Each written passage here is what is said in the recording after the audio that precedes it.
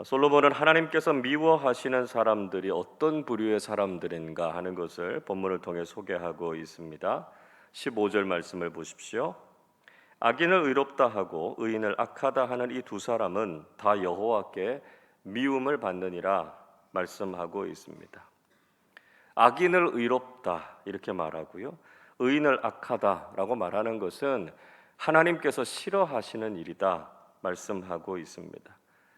미워하다라고 하는 히브리어 단어 토에바라고 하는 말은 구역질하다, 혐오하다, 가증하다 이런 뜻을 가지고 있습니다. 이 말씀은 우리가 재판을 하거나 판단을 할 때 정의와 바른 기준을 가져야 된다 하는 것을 말씀하고 있습니다. 신명기 25장 1절에서도 이렇게 말씀합니다.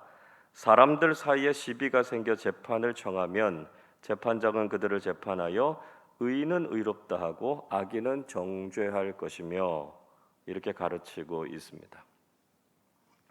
오늘날 적지 않은 경우에 돈과 권력, 부정과 불의에 휩싸여서 옳은 것을 옳다고 하지 않고 잘못된 것을 잘못이라고 말하지 않는 경우들이 있다는 것이죠. 또 23절에서는 이렇게 말씀합니다. 악인은 사람의 품에서 뇌물을 받고 재판을 굽게 하느니라 말씀하고 있습니다. 어제도 살펴본 것처럼 뇌물을 받는 행위, 그리고 그 뇌물 때문에 불의하고 불공평한 재판을 하는 것은 그리스도인들이 반드시 피해야 하는 것이다 하는 것이죠. 항상 그리스도인들은 공평하신 재판장이신 하나님 앞에서 무엇이 선이고 무엇이 악인지 바르게 판단하는 사람들이 되어야 한다는 것입니다. 또 돈으로 지혜를 사려고 하는 사람도 어리석다 말씀하고 있습니다. 16절 보십시오. 미련한 자는 무지하거늘 손의 값을 가지고 지혜를 사려 함은 어찌민고. 마치 돈이면 모든 것이 다 해결된다고 생각하는 사람들이 있습니다. 이런 사람들은 소유를 최고의 가치로 여기죠. 돈으로 살 수 없는 게 없다 이렇게 생각하기도 합니다. 그러나 우리 인생에서 정말 중요한 것은 돈으로 살 수 없는 것들이 정말 많습니다. 사랑, 영생, 평화, 평안, 잠, 쉼 이런 것들 우리가 돈으로 살 수 없지 않습니까? 지혜도 마찬가지죠. 지혜도 돈으로 사는 것이 아니라 하나님의 말씀을 듣고 신중하고 겸손하게 배우는 마음과 자세를 가지고 있어야 지혜를 얻을 수 있다는 것입니다. 그리고 친구와 가족의 소중함을 망각하는 것도 어리석은 것이다 말씀하고 있습니다. 17절을 보시죠. 친구는 사랑이 끊어지지 아니하고 형제는 위급한 때를 위하여 낳느니라 말씀합니다. 친구가 있으면 사랑과 우정이 끊어지지 않고요, 형제와 자매들은 위기의 순간에 큰 도움과 의지가 된다는 것이죠. 친구와 형제 자매들을 소중히 여길 때 우리의 삶은 더욱 풍성해질 수 있고요, 어려움을 이겨낼 수 있는 힘을 얻게 됩니다. 그러나 친구와 가족은 함부로 대하면서 이익을 위해서 다른 사람들과 손을 잡는 것은 어리석은 일이다 말씀하고 있습니다. 18절은 이렇게 말씀하지요. 지혜 없는 자는 남의 손을 잡고 그의 이웃 앞에서 보증이 되느니라 말씀하고 있습니다. 세상적인 유익을 위해서 모르는 사람들과 함께하기보다는 가족과 친구들을 소중히 여기는 사람들이 되어야 한다는 것이죠. 또 다투기를 좋아하는 사람도 하나님께서 미워하신다 말씀하고 있습니다. 19절 이렇게 말씀합니다. 다툼을 좋아하는 자는 죄과를 좋아하는 자요 자기 문을 높이는 자는 파괴를 구하는 자니라. 사람들과 다투고 관계를 깨뜨리는 것은 옳지 않은 일이다 하는 것이죠.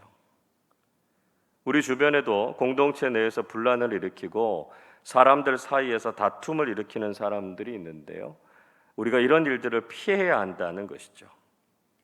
자기 문을 높인다 이렇게 말씀하고 있는데, 이 말씀은 교만하다라고 하는 뜻도 있고요, 또 다른 사람들과의 관계를 단절한다 그런 의미도 가지고 있습니다.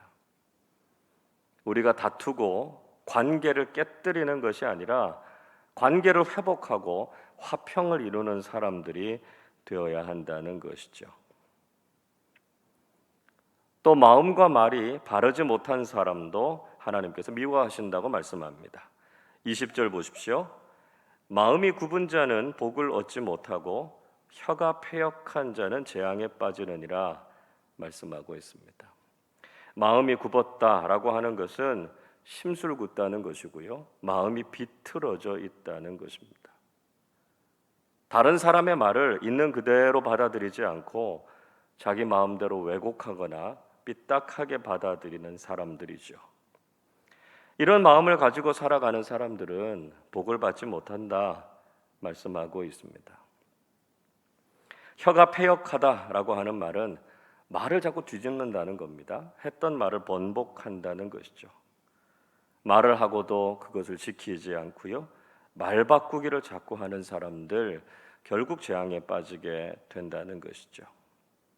우리의 마음과 언어 생활을 정직하고 바르게 해서 믿음의 사람다운 모습으로 살아야 할 것을 충고하고 있습니다.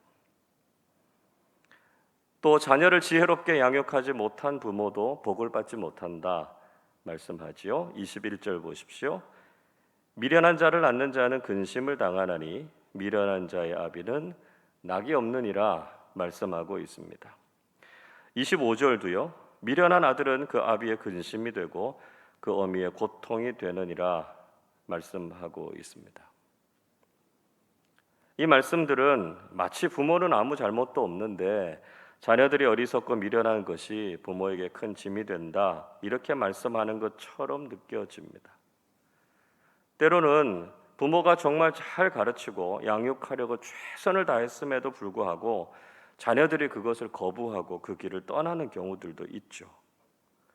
그러나 많은 경우에는 부모들이 자녀를 하나님의 말씀으로 양육하지 않고 지혜를 가르치지 않았기 때문일 때가 많다는 것이죠. 자녀들이 하나님을 경외하는 지혜를 갖지 못하는 것은 부모에게 큰 근심과 걱정거리가 된다 말씀하고 있습니다.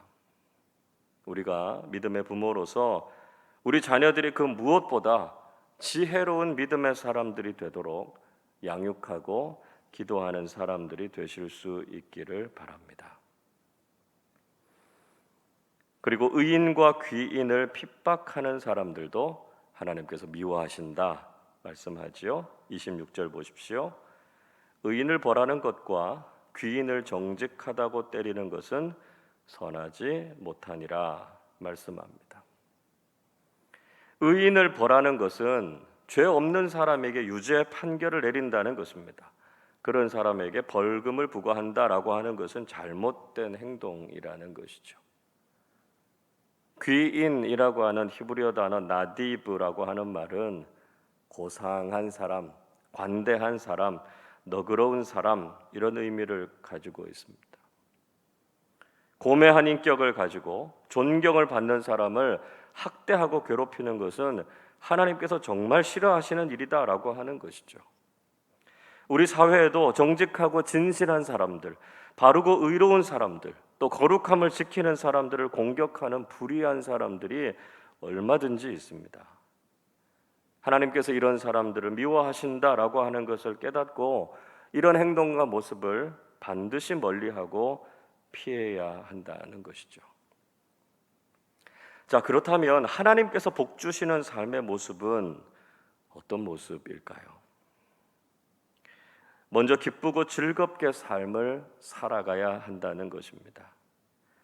오늘 본문 22절 말씀인데요. 우리 22절을 같이 읽어보겠습니다. 마음의 즐거움은 양약이라도 심령의 근심은 뼈를 마르게 하느니라. 마음의 즐거움과 평안을 구하는 삶을 살라 이렇게 말씀하고 있습니다. 마음이 기쁘면 건강하고 몸과 마음의 약이 되지만 근심과 걱정에 사로잡혀서 살아가면 뼈가 마르고 불행해지게 된다는 것이죠. 우리가 하나님을 믿는 삶을 살아갈 때 하나님으로 인해서 늘 기뻐하며 살아가는 사람들이 되어야 한다는 것입니다. 또 다른 하나는 지혜를 가까이 하는 사람들이 되어야 한다는 것이죠. 24절 말씀도 같이 읽어보겠습니다. 지혜는 명철한 자 앞에 있거늘 미련한 자는 눈을 땅끝에 두느니라. 지혜가 명철한 자 앞에 있다라고 하는 말씀은 현명하고 슬기로운 사람들은 늘 지혜를 가까이 한다는 것입니다. 하나님의 말씀을 마음에 두고 살아간다는 것이죠. 그러나 미련한 사람들은 땅끝, 즉 엉뚱한 곳을 보고 이룰 수 없는 것을 바라면서 산다는 것이죠. 헛되고 잘못된 것을 기대하면서 살아갈 것이 아니라 지금 우리에게 들려주시는 이 지혜와 생명의 말씀을 가까이 하는 사람들이 되실 수 있기를 바랍니다. 그리고 말을 아끼고 절제하는 사람들이 되어야 한다 말씀합니다. 27절 같이 읽어보겠습니다. 말을 아끼는 자는 지식이 있고 성품이 냉철한 자는 명철하니라. 말을 많이 하면 실수가 많아지죠. 불필요하고 덕이 되지 않는 말은 결국 좋지 않은 결과를 낳게 됩니다. 그래서 말을 아끼고 절제하는 것은 아주 중요한 지혜입니다. 성품이 냉철하다라고 하는 이야기는 차갑고 냉정하다 이런 의미가 아닙니다. 이 말씀은 사람됨이 아주 조용하고 얌전하다 그런 뜻을 가지고 있습니다. 자신의 감정과 내면을 잘 조절하고요, 신중하고 속이 깊은 사람이다 하는 의미를 가지고 있습니다. 이렇게 말을 절제할 줄 알고 신중한 사람은 복이 있다는 것이죠. 28절에서도 이렇게 말씀합니다. 미련한 자라도 잠잠하면 지혜로운 자로 여겨지고 그의 입술을 닫으면 슬기로운 자로 여겨지느니라 말씀합니다. 비록 지혜가 부족한 사람이라도 오히려 말을 아끼는 것이 지혜롭고 슬기롭게 여겨진다는 것입니다. 불필요하고 어리석은 말들을 무절제하게 내뱉는 것이 아니라 다른 사람들의 말을 잘 경청하고 깊이 생각하는 지혜를 배워야 한다는 것이죠. 하나님께서 미워하시는 사람들과 하나님께서 복 주시는 인생들이 있습니다. 오늘날에도 많은 사람들은 하나님께서 미워하시는 전형적인 모습으로 살아갈 때가 많다는 것이죠. 세상의 다른 사람들처럼 하나님께 책망과 징계를 받는 것이 아니라 하나님께서 복 주시는 인생으로 살아가실 수 있기를 바랍니다. 우리의 마음과 생각, 말과 행동, 우리의 인격과 삶 전체가 하나님께서 보시기에 의롭고 정직한 모습이 되어서 오늘도 하나님께서 복 주시는 믿음의 사람들로 살아가시기를 주님의 이름으로 축원합니다. 기도하겠습니다. 우리를 사랑하셔서 복된 믿음의 삶을 살아가기를 원하시는 하나님 아버지, 감사와 찬양을 드립니다. 하나님께서 미워하시는 삶의 모습이 있음을 분명히 깨닫게 하시고 이런 악하고 그릇된 삶을 멀리하게 해 주시옵소서. 옳은 것을 옳다고 말하고 선과 악을 바르게 분별하는 사람들이 되게 하여 주시옵소서. 친구와 형제 자매를 소중히 여기고 세상의 유익보다는 하나님을 경외하는 참된 지혜를 구하며 살아가게 해 주시옵소서.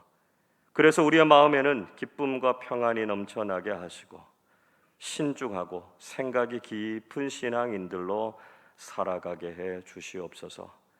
오늘도 불의하고 악한 일들이 넘쳐나는 세상을 살아가지만 세상을 뒤쫓아가며 살지 않게 하시고 의롭고 선하신 하나님의 성품을 닮아가는 우리 모두 되게 하여 주시옵소서. 감사드리며 우리 주님 예수 그리스도의 이름으로 기도하옵나이다. 아멘.